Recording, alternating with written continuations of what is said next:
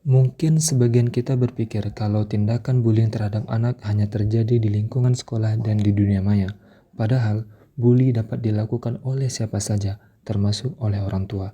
Orang tua yang seharusnya menjadi pelindung bagi anak secara tidak langsung malah menjadi pembuli anaknya sendiri.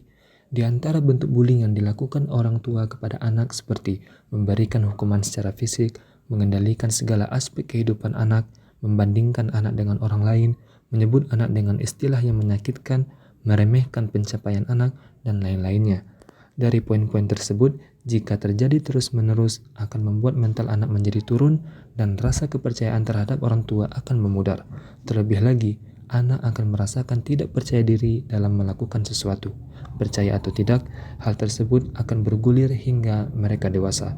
Renungkanlah metode yang kita gunakan sebagai orang tua. Ingat bahwa anak adalah peniru yang baik.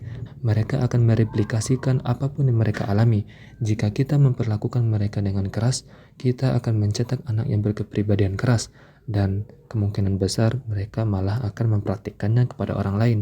Untuk itu, bagi seluruh orang tua yang ada di muka bumi ini, mulai sekarang, ayo evaluasi diri dan bersama-sama belajar menjadi pembimbing yang baik.